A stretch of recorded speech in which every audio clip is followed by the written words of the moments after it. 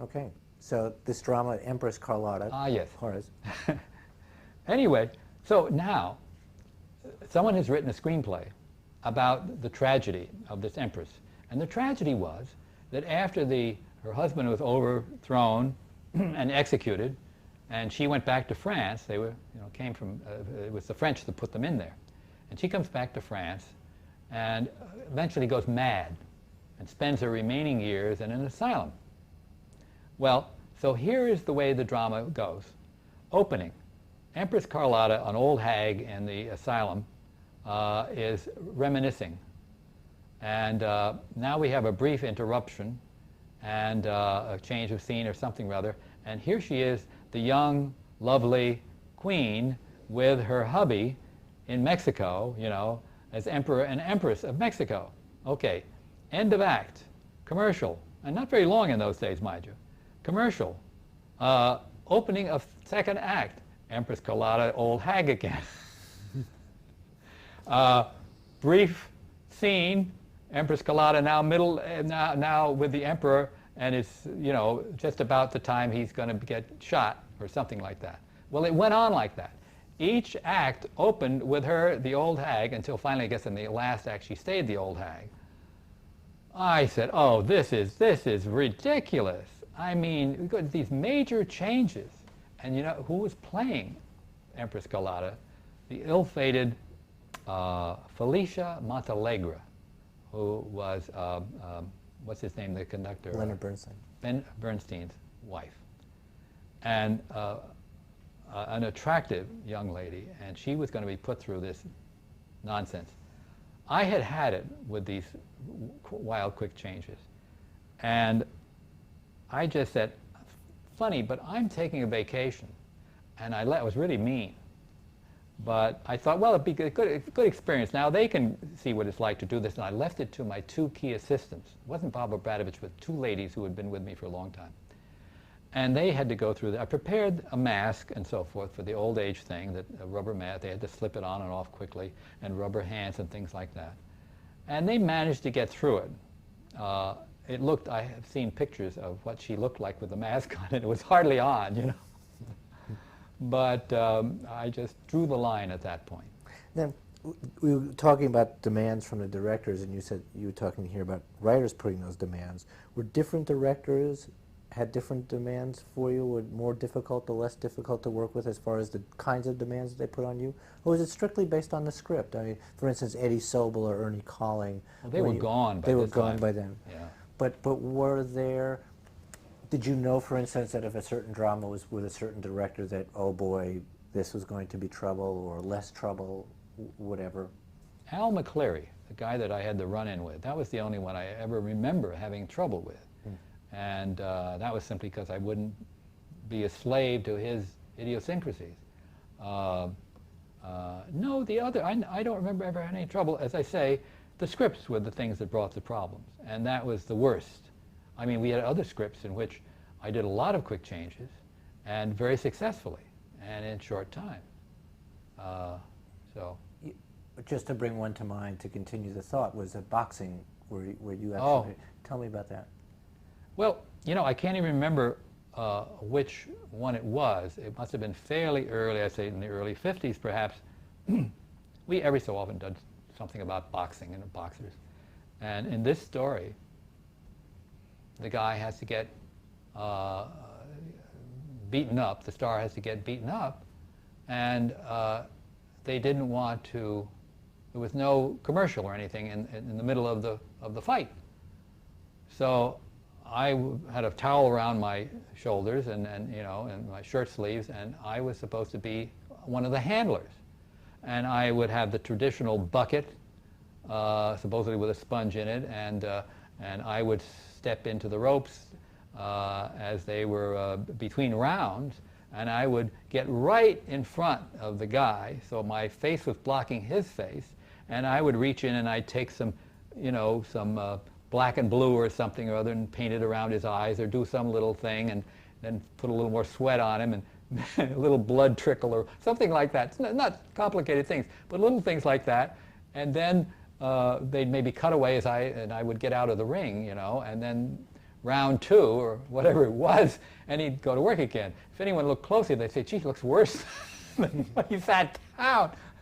But that was live television. That's how we did it. Now, when you first came on, you weren't doing a lot of dramas. You had, for instance, James Beard was one of the first people that you did his cooking show, right? Yeah, excuse me.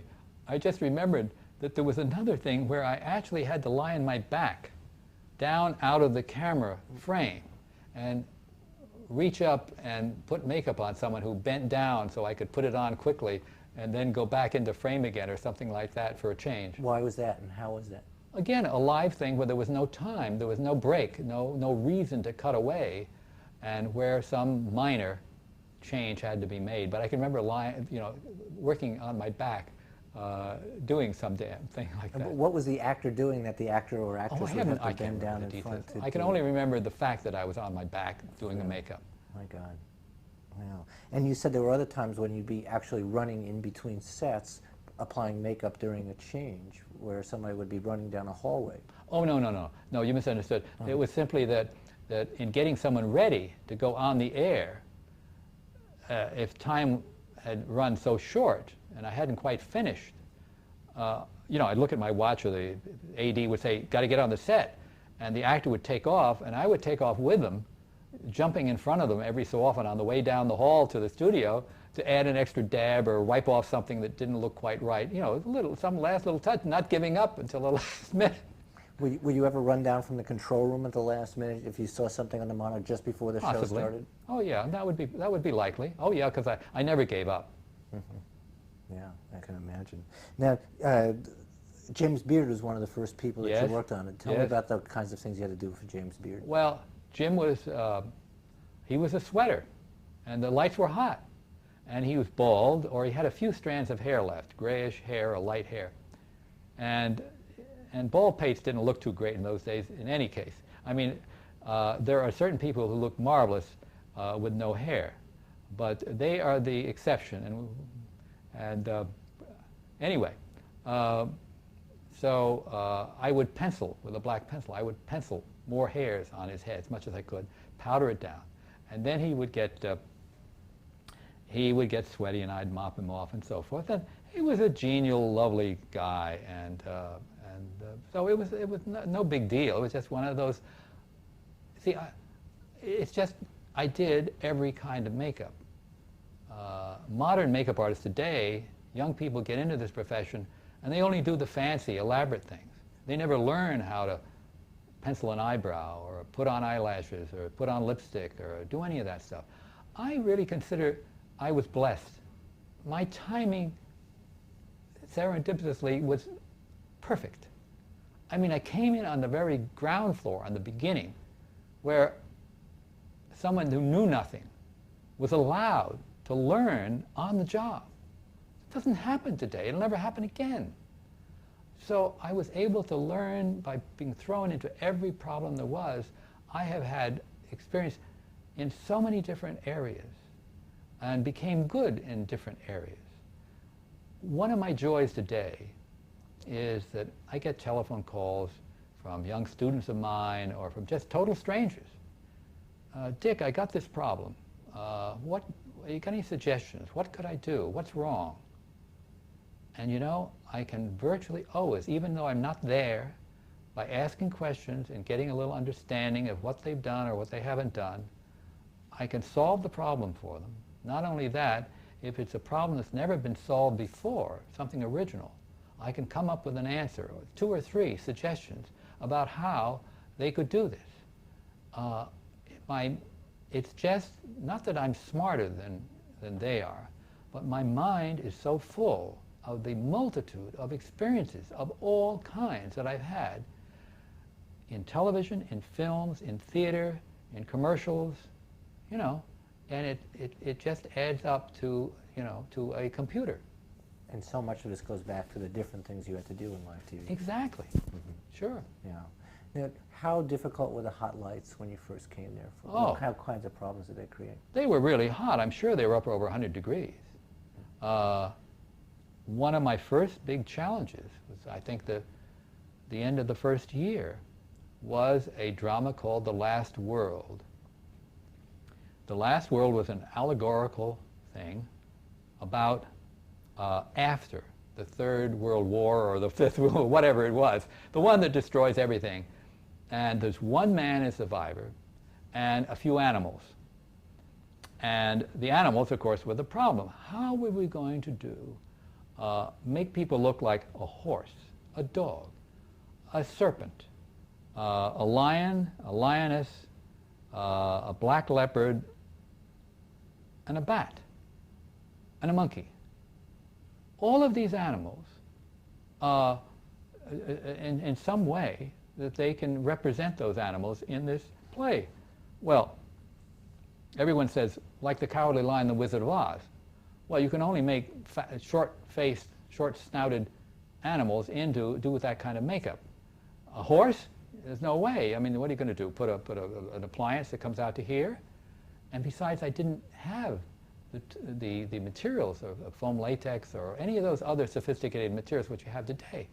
How to do this, and also consider the fact that they're going to be working in this, terrible temperature. And I came up from somewhere with this idea of making stylized, three-dimensional wire masks. In other words, it would be like taking linear line drawings of, say, a lion, but expanding, making that in 3 dimensions. So they formed a form with these outlines, making them out of wires that were soldered together, and then put some kind of an open fishnet over it to delineate the planes, and you'd be able to see the actors' faces through these things, so it wouldn't be totally static. You wouldn't have a static mask you were looking at, a papier-mâché mask, which I could have done, and they would not be suffocated. They would have air and everything. And it was accepted. Philco was, I think, the director of that. And so I went ahead and I learned how to solder, and I designed and made these things. It was a tremendous creative effort for me in my 2nd year. And I worked on it for a couple of months or so. Then we did a test. And at one end of the studio, they put up some drapes, and these people were in like leotards, suits, and padded gloves and something like that, and it worked. It looked great. You could see the actors' faces and so forth. Comes the day of rehearsal when we're going to, put this on the air, and we were all doing it in like 1 day or 2 days. No, 2 days. 2 days of camera. It was a big deal. We had 2 days, a rehearsal, and then the next day, rehearsal go on the air. So now we have a larger set. We've actually built platforms across the end of the studio, which is nothing. I mean, it's maybe 20 feet. And we've hung drapes. Every drape they've got in there, you didn't rent anything. You had a small stock you worked with. So they've used every goddamn thing they have to hang up there behind this abstract set. And they've wrung out every light that they own. And there's no budget to rent any more. And they find now that the light levels are lower than when they did the test. Therefore, there's not enough light to penetrate the net and see the actors' faces inside the structure of the mask. And so Philco, it was Fred, I remember, with apologies, said, look, there's nothing we can do. You'll have to cut all the net off the faces so we can see the faces. Now that virtually made these a tangle of wire on a little primitive TV screen. And so the night before, I had to sit there with scissors. My wife, we were friends, sweethearts at the time, she came and helped me through this heartbreaking ordeal of dismembering my creations. And that was my first, but not my last, big heartbreak in the business of makeup. Mm. You also had actors sweating profusely and not being able to deal with that? Yes, there were times when that could be a problem. Not so bad. The hot lights in that tiny studio only lasted for 2-3 years or so because the cameras got improved. They use the image orthicon camera after Yes, all. they changed to the more sensitive camera. The light levels came down, and you didn't need so much. So that helped me enormously. And then, of course, in many of the dramas in those days, we were getting commercial various breaks, scene breaks, and you'd run in with an iced chamois or something like that, and you'd cool them off as well as you could. And it was only occasionally if you got some guy that drank too much or something like that that he would really sweat so profusely you couldn't keep up with it. But the audience would accept it. What could you do? Was that Morris Evans who you had to throw a lot of chamois cloths at? Morris Evans was one of the famous ones for sweating and things. Anyway, yes, that was a production.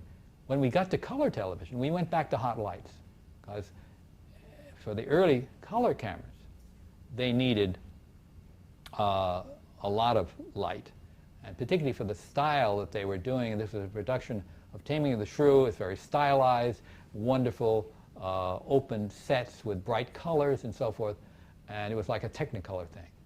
So Morris is also dressed in a very heavy costume, tights and other things to make him look heroic, because he was not a great body.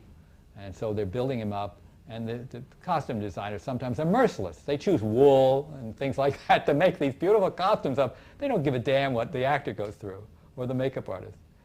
So Morris is in this thing. He also had to he's Petruchio, and he has to be very handsome and Italian looking, so we have a jet black wig for him, curly wig, and a wonderful mustache and a little goatee, and heavy makeup. And I knew how much he sweat, so after I got the wig all curled properly, I sprayed the whole back of the hair. I sprayed it with a plastic called a Krylon Crystal Clear. It's an acrylic plastic which is not water soluble. I mean, it's insoluble when it dries. So I sprayed the back of the wig until it was like metal. The end of the 1.5-hour live show, when I took the wig off, I was just dumbfounded to find that all the hair in back was limp, wet, and straight because his sweat had literally dissolved that plastic. Wow. Amazing. Yeah. But we also, to keep his face dry as much as possible, we worked out actual places where if he was on camera too long and I couldn't get to him, that I would literally, at the minute the camera would take some other actor or actress, or even they'd be on a close-up, that I would throw him a cold chamois, which he would grab below the camera frame, and the minute they went to someone else and the light went off his camera, he would quickly mop himself off and throw it back. So those were the little things that, with the television experience, just became habit. Were you doing any other kind of makeup on the set during the show, where, let's say, the camera would be on one person and you're running down there working on somebody else, and then the camera would shift onto that kind of thing? Not in that production. There were no character changes. But in other productions? In other productions, we had there were many shows that had quick changes, and some of them you've heard about. Right, yeah, sure. right. Victoria Regina. Were actors balking at the hot lights at all? No. Would you ever see an actor say, "Forget it, I'm not going to do this"? I suppose there were some actors who would bitch a bit about it. I personally don't remember any instances. Most actors that came into television generally knew what they were getting into and were glad to have the job. Even in the early days when people really didn't quite know what it was amounting to in 1945 and 46, you must have been getting people who didn't quite know what they were getting into at that point. Oh, I'm sure. Right. But it wasn't something that I heard a lot about. They didn't run into that, let's say. Well, I don't know. You see, I mean, you get used to hearing a certain amount of complaints and worries and so forth, but it can be an assortment of things. Well, one of the things that you had to deal with suddenly with TV was close-up work. They were doing real close-up work. How did that affect your work? Well, it was tough because a television camera on a moderately sized screen, I mean, you know, just an average size screen that you would get today, a full face close-up shows an incredible amount of detail. In fact, I once analyzed it and figured that I could see more on such a screen, sitting like 10 feet from the monitor, you know, a certain distance, as I would see sitting in the middle of a theater on a movie with a similar top of the head to Adam's apple shot on a movie screen. That there was more detail in the television picture. As a matter of fact, I kind of vindicated this opinion when I finally got into films, because I found, in fact, that in, say, 1960, 61, when my first experience, that this was, in fact, the truth. I had always been afraid of films, because all the film people always said, oh, it's much harder than television. And when I got in and actually had to do something, I found that it was easier than television, because it somehow didn't have quite the sharpness of one of those big close-ups. I remember working when I was freelancing and still doing television. I remember working in the ABC studio, where in the control room they had the typical small monitors. And yet, outside in the lounge or something or other, they had, you know, one of the big screens like this, which people were popular then. People were buying these big things at home. Well, my God, you'd look in the control room, the director and everyone else looking at those monitors the director would always get it closer, closer, closer, closer. So here he'd be doing, you know, a shot like this, which would look perfectly all right in the control room. And I'd go out and look at the big monitor and say, my God, this is ghastly. I mean, you can see there every hickey, you can see every, you know, every little blemish. It looks, something about it is so raw.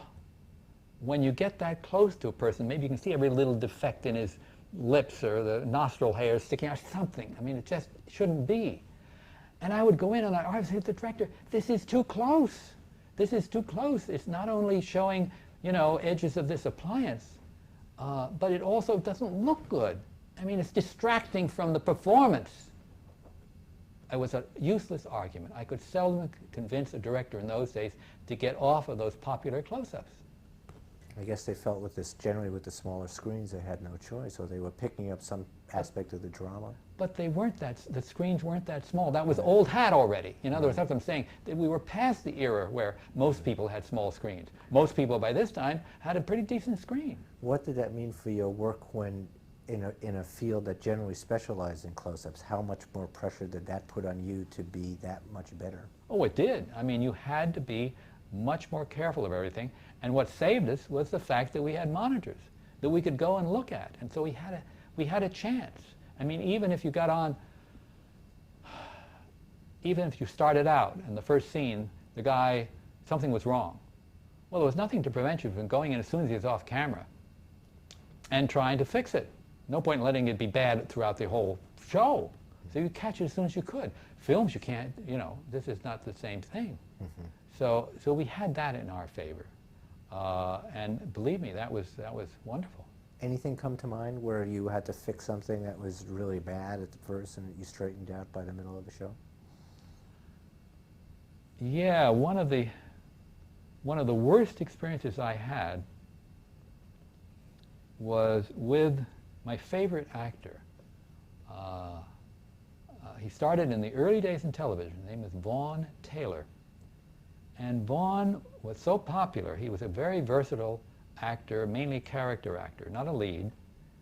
And he had all kind of parts. I often think that I learned making up Vaughn Taylor. And he became a very good friend.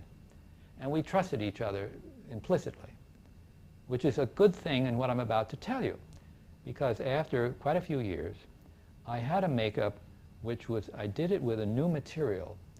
It was a flesh-like vinyl material, very similar to what, if you go to a tackle store for fishing, and you see these little squiggly worms and things like that, they're very soft and mushy. Well, that's a vinyl material. Well, I found there was a certain vinyl material I could use to form all these jowls and aging things that I could use for makeup. And I made a wonderful thing on Vaughn where I made him a really plump. He was a thin man. And I made him very plump and baggy and bald and a complete transformation. And I had this glued on with a medical adhesive that I had found because spirit gum would not work at all. Now, the custom was, of course, in live days, put on the makeup and in the afternoon do your dress rehearsal, finishing maybe at 5 or 6 o'clock, at which time the actor would take a break, then come in for a makeup touch-up, and you go on the air, say, at 8 o'clock. So we were in 8G, and we had a makeup room right off the entrance to the studio, which was certainly fortunate. And I had glued all these things on. I checked them before he went on the air. Seemed to be okay. These are not absorbent. These are solid. The sweat has no place to go. And he does the first act, and I'm watching, and I'm seeing that the edge, the chin and lower lip are a separate piece to this great big jowl thing. And it's coming a little loose here. I can see that. No one will notice it because it looks like a wrinkle. But I see it's coming loose. So as soon as we get to this break, I said, Vaughn, quick. And I rush him into the makeup room. He, without question, sits down in the chair. I pull this a little bit. Water just pours out. Sweat is trapped underneath this, and it's just pouring out. I rip it right off. I take a hairdryer and aim it right at his chin. The cheeks actually just balloon out, and all this water gushes out from underneath the cheeks. And he's got to go back on in another minute or so like that. I quickly throw on some more adhesive, squeeze the thing, slap this thing on, put some rubbery stuff to try to cover the edge on here. It's not even dry yet. I'm about to try to dry it, and the floor director sticks his head in the door and says, Vaughn, you're on. He just takes off past me and runs into the studio, and I'm in hot pursuit. And he runs around to his entrance, which is through a door to a house. And as he approaches the door, I say, Vaughn. He goes to the door, whirls around. I take 2 dabs to wipe off this white stuff that's trickling here, and he's cued, and he goes on. Now, if Vaughn and I hadn't been, you see, I could never have done this with anyone else. But with Vaughn, it was great. And anyway, he goes in, and he has to do a whole scene, a long scene of heated dialogue, sitting at a kitchen table, looking up at a standing person. So he's putting all the stress possible on this whole apparatus. Well, I nearly died, crossing my fingers and everything else that was crossable, hoping he'd get through. I had visions of the whole chin piece just going plop right on the table in front of everybody. He got through it. It was all right. But after that, I never used that material again. And we'll cut that. Great story. Oh, but I'll tell you one, there's a quick change story